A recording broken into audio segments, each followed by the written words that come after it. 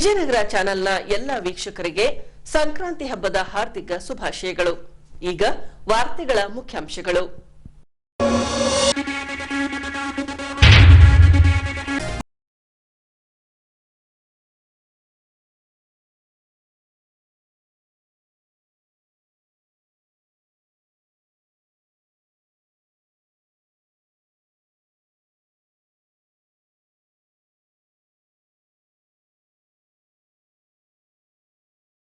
ನಡೆಯಲಿರುವ ಹಂಪಿ ಉತ್ಸವ ತನ್ನಿಮಿತ್ಯ ಸಿಎಂ ರವರಿಂದ ಬಿಡುಗಡೆಗೊಂಡ ಉತ್ಸವದ ಲೋಗೋ. ಈಗ ವಾರ್ತೆಗಳ ವಿವರ. ಸುಗ್ಗಿಯ ಹಬ್ಬವೆಂದೇ ಕರೆಯಲ್ಪಡುವ ಸಂಕ್ರಾಂತಿ ಹಬ್ಬವನ್ನ ದಿನಾಂಕ 14ರಂದು ನಗರ ಸೇರಿದಂತೆ ಗ್ರಾಮಾಂತರ ಪ್ರದೇಶದಲ್ಲಿ ಅದ್ದೂರಿ ಹಾಗೂ ಶ್ರದ್ಧಾಪೂರ್ವಕವಾಗಿ ಆಚರಿಸಲಾಯಿತು. ಹೀಗೆ ಮಲ್ಪನಗುಡಿ ಸೇರಿದಂತೆ ಹೊಸಪೇಟೆಯ ನಿವೇದಿತ ಶಾಲೆಯಲ್ಲಿ ಅರ್ಥಪೂರ್ಣವಾಗಿ ಸಂಕ್ರಾಂತಿಯನ್ನ ಆಚರಿಸಿ ಎಳ್ಳು ಬೆಲ್ಲ ವಿತರಿಸಿ ಸಂಭ್ರಮಿಸಿದರು.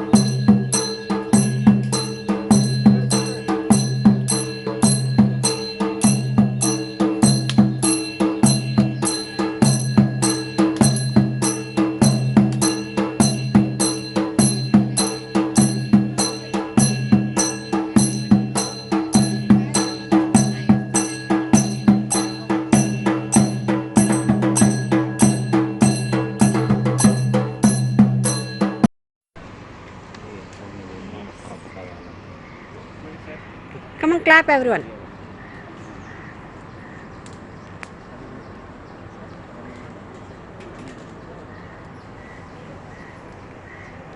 Happy Sankranti. Happy Sankranti to Happy all. Sankranti to all.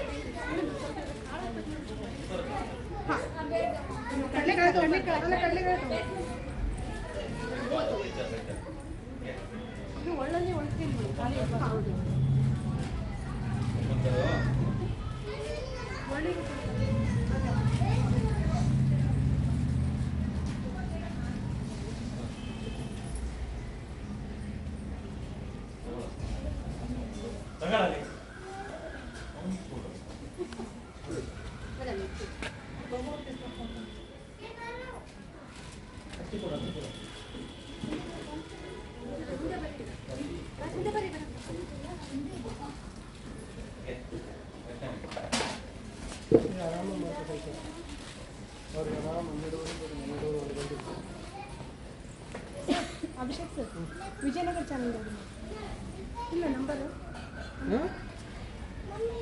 Hello ತಗೊಂಡ್ಬಿಡು ಹೋಗಿ ಏನು ಹಾಕಲ್ಲ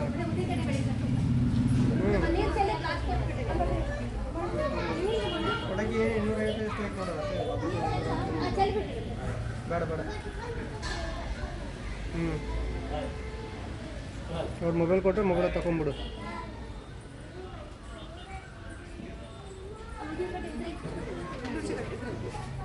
ಅದು ನೀವು ಅಲ್ಲಿ ಪಡೆದು ನನಗೆ ಫೋನ್ ಮಾಡ ನನಗೆ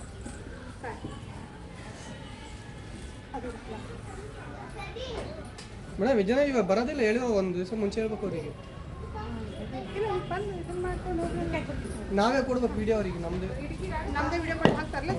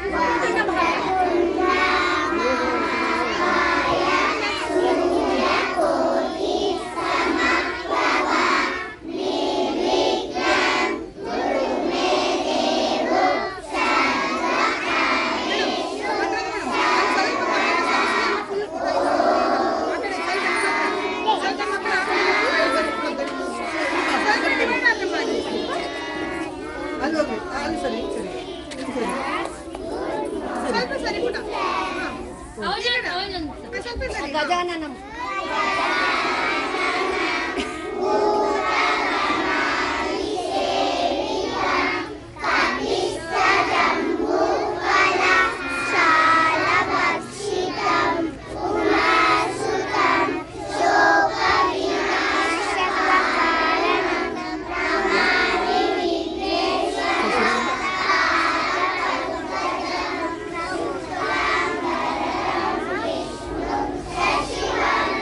ರಶ್ಮಿ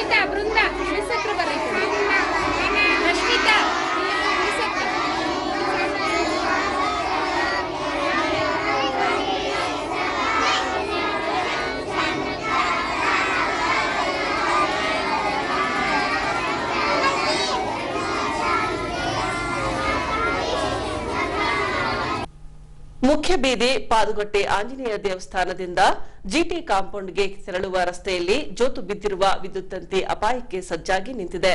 ಈ ಭಾಗದಲ್ಲಿ ಸರಕು ಹೊತ್ತ ಭಾರಿ ವಾಹನಗಳು ಸಂಚರಿಸುತ್ತವೆ. ಹೀಗೆ ದಿನಾಂಕ 13ರಂದು ರಾತ್ರಿ ಸಂಭವಿಸಬಹುದಾದ ಅನಾಹುತ ಅದೃಷ್ಟವಶ ತಪ್ಪಿಸಿದಂತಾಗಿದೆ. ಹಾಗಾಗಿ ತಂತಿಯನ್ನ ಸ್ಥಳಾಂತರಿಸಬೇಕು ಹಾಗೂ ಈ ಪ್ರದೇಶದಲ್ಲಿ ಸಂಚರಿಸುವ ಭಾರಿ ವಾಹನಗಳಿಗೆ ನಿಷೇಧಿಸಬೇಕೆಂದು ಜಿಟಿ ಕಾಂಪೌಂಡ್ ನಿವಾಸಿಗರು ಅಧಿಕಾರಿಗಳಿಗೆ ಆಗ್ರಹಿಸಿದ್ದಾರೆ.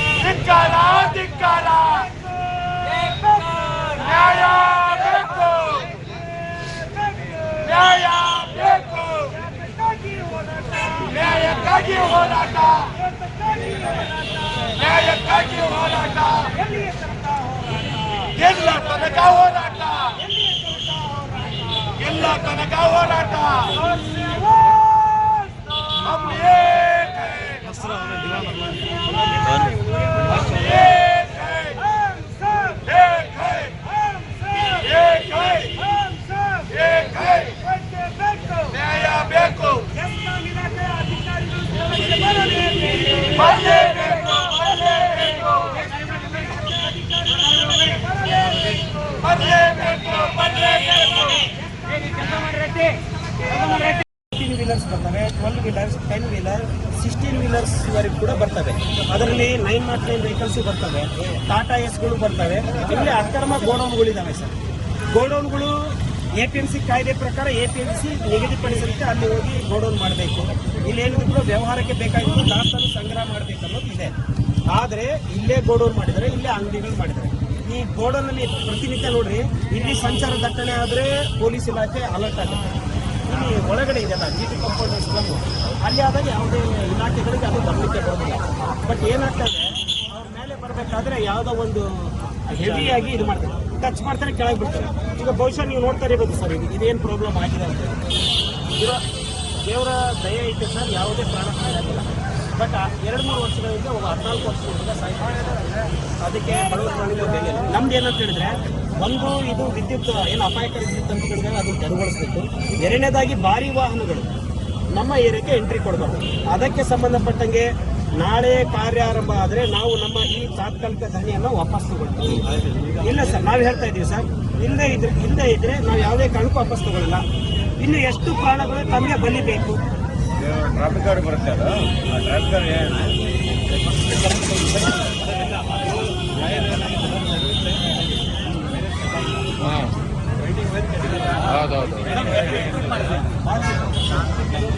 ಸರ್ ನೀವು ಮಾಡಬೇಡಿ ಸರ್, ನಾ ಹೇಳ್ತೀನಿ.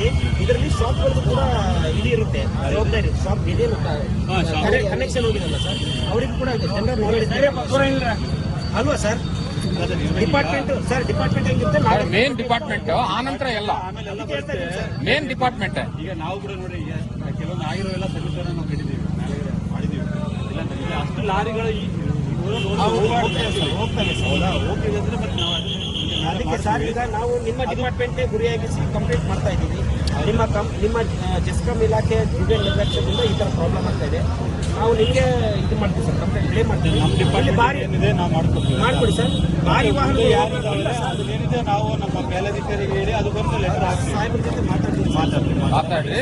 ಮಾತಾಡಿದ್ದೀವಿ ಸರ್. ನಾವು ನಿಮಗೆ ಕಾದರ್ಭಾಷಾ ಸರ್ ಬರ್ತಾ ಇದೆ ಹೇಳ್ತಿರ್ತೇವೆ ಸರ್. ನಮ್ಗೆ ಏನಂತಂದರೆ ಭಾರಿ ವಾಹನ ಹೋಗ್ಲಾರ್ದಂಗೆ ಏನು ಒಂದು ಇದು ಕಮಾನ್ ಬರುತ್ತೆ. ಇದು ಮಾಡ್ಬೋದು, ಬ್ಯಾರಿಕೇಡ್ ಆಗಿರುತ್ತೆ. ಏನಾದ್ರು ಮಾಡಿ ಕೊಡ್ರಿ ಸರ್. ದಯವಿಟ್ಟು ಸರ್, ನಾವು ಪೊಲೀಸ್ ಇಲಾಖೆ ಜೊತೆ ಸರ್, ಪೊಲೀಸ್ ಇಲಾಖೆ ಆಗಿದ್ದಾರೆ, ನಿಮ್ಮ ಜೊತೆ ಜಂಟಿಯಾಗಿ ನಾವು ಒಂದು ನಿಮಿಷ ಸರ್, ನಿಮಗೆ ಕಂಪ್ಲೇಂಟ್ ಬಂದು 15 ದಿವಸ ಆಯ್ತು ಅಂಗಡಿಯವ್ರು ಕೊಟ್ಟು ಇದ್ರದ್ದು ಸರ್ವಿಸ್. ನಾನು 15 ದಿವಸದಿಂದ ಟ್ಯಾಕ್ಸಿ ಡ್ರೈವರ್ ನಾನು ದಿವಸ ಹೋಗ್ತೀನಿ, ಗ್ಲಾಸಿಗೆ ಮುಂದೆ ಬಡಿತೈತೆ ಬಂದ್ರೆ ಕೂಡ ಯಾವ ಸರ್ವಿಸ್ ಕ್ಲಾಸ್ ಇದೆ 15 ದಿವಸ ಆಯ್ತು ನಿಮಗೆ ಕಂಪ್ಲೇಂಟ್ ಬಂದು. 15 ದಿವಸ ಆಯ್ತು, 15 ದಿವಸ ಬೇಡ ಸರ್. ಪಾಪ ನಾವು ನಮ್ದು ಏನಿರ್ತದೆ ಒಂದು ಆಫೀಸಿಗೆ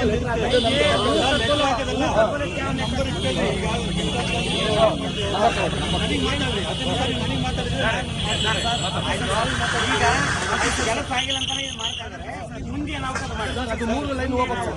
ಅಲ್ಲಿ 3 ಲೈನ್ ಡಿಸ್ಕನೆಕ್ಟ್ ಮಾಡಿ ಟೋಟಲಿ ಯಾವ್ದು ಸರ್, ನಾವು ನಮಗೆ ಯಾವುದೇ ವೈರ್ಗಳಿದ್ರೆ ಪ್ರಾಬ್ಲಮ್ ಇಲ್ಲ ಸರ್. ಪ್ರಾಬ್ಲಮ್ ಇರೋದು ಅಪಾಯಕಾರಿ ಪ್ರಾಣ ಅಂತ ಏನಾದ್ರೆ ಯಾವುದೇ ಗಾಡಿ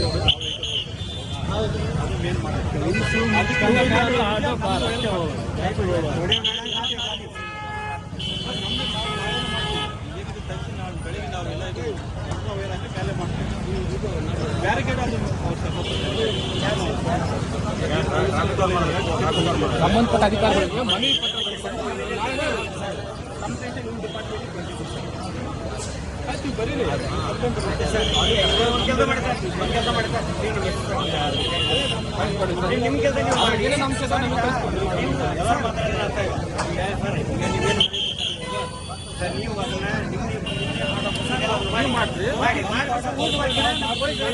ಮೌಖಿಕ ದೂರನ್ನು ಆಧರಿಸಿ ನಾವು ಕ್ರಮ ಕೈಗೊಳ್ಳಕ್ಕೆ ಅವಕಾಶ ಇಲ್ಲ ಅಂತಂದ್ರೆ ಲಿಖಿತ ದೂರು ಇಲ್ಲ ಇದು ಡೇಂಜರ್ ಇದೆ, ನಾನು ಮಾಡಲೇಬೇಕು ಅಂತೇಳಿ ಲಿಖಿತ ಸಮಯ.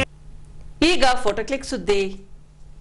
ಫೆಬ್ರವರಿ 2ರಿಂದ 3 ದಿನಗಳ ಕಾಲ ಹಂಪಿ ಉತ್ಸವ ನಡೆಸಲು ನಿರ್ಧರಿಸಲಾಗಿದೆ. ಈ ಭಾಗವಾಗಿ ಮುಖ್ಯಮಂತ್ರಿ ಸಿದ್ದರಾಮಯ್ಯ, ಉಸ್ತುವಾರಿ ಸಚಿವ ಜಮೀರ್ ಅಹಮದ್ ಖಾನ್, ಜಿಲ್ಲಾಧಿಕಾರಿ ಎಂಎಸ್ ದಿವಾಕರ್ ಅವರಿಂದ ಹಂಪಿ ಉತ್ಸವದ ಲೋಗೋವನ್ನ ಬಿಡುಗಡೆಗೊಳಿಸಿದ್ದಾರೆ. ಈ ವೇಳೆ ಚಿತ್ರನಟ ಸಾಧು ಕೋಕಿಲ, ನಿರ್ದೇಶಕಿ ಕವಿತಾ ಲಂಕೇಶ್ ರವರು ಉಪಸ್ಥಿತರಿದ್ದರು. ಈಗ ಪೊಲೀಸ್ ಪ್ರಕಟಣೆ. ಎಷ್ಟೇ ಹಳೆಯ ಬಂಗಾರವಿರ್ಲಿ, ಪಾಲಿಶ್ ಮಾಡಿದ ಮೇಲೆ ಹೊಸದೇ ರೀತಿಯಲ್ಲಿ ಕಾಣ್ತದೆ ತಾಯಿ ನೋಡಿ.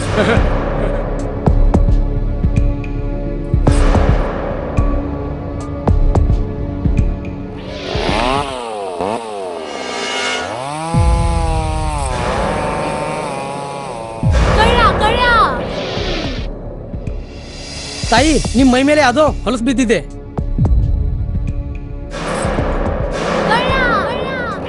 ಇಲ್ಲಿ ತಾಯಿ, ನಾನು ಪೊಲೀಸ್.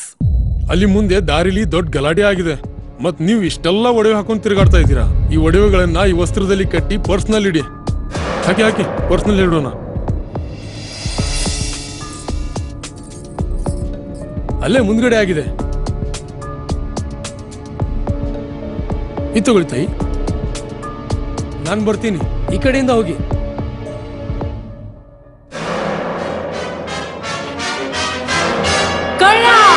ಇಂತಹ ಮೋಸದ ಸಂಗತಿ ನಿಮಗೂ ನಡೆಯಬಹುದು. ತಮ್ಮ ಬೆಲೆ ಬಾಳುವ ಒಡವೆ ಆಭರಣ ವಸ್ತುಗಳನ್ನು ಎಚ್ಚರಿಕೆಯಿಂದ ಕಾಪಾಡಿ. ಯಾವುದೇ ಮಾತುಗಳಿಗೆ ಮರುಳಾಗಬೇಡಿ. ಸಂಶಯಾಸ್ಪದ ರೀತಿಯಲ್ಲಿ ಯಾರಾದರೂ ಕಂಡು ಬಂದರೆ ಸಮೀಪದ ಪೊಲೀಸ್ ಠಾಣೆಯನ್ನು ಸಂಪರ್ಕಿಸಿ. ಈಗ ಕೊನೆಯಲ್ಲಿ ಮತ್ತೊಮ್ಮೆ ವಾರ್ತೆಗಳ ಮುಖ್ಯಾಂಶಗಳು.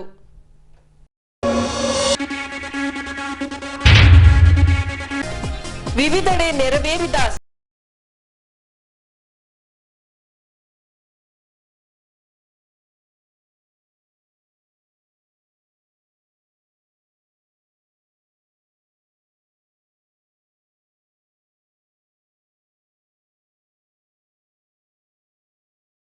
ಹಂಪಿ ಉತ್ಸವ ತನ್ನಿಮಿತ್ತ ಸಿಎಂ ರವರಿಂದ ಬಿಡುಗಡೆಗೊಂಡ ಉತ್ಸವದ ಲೋಗೋ.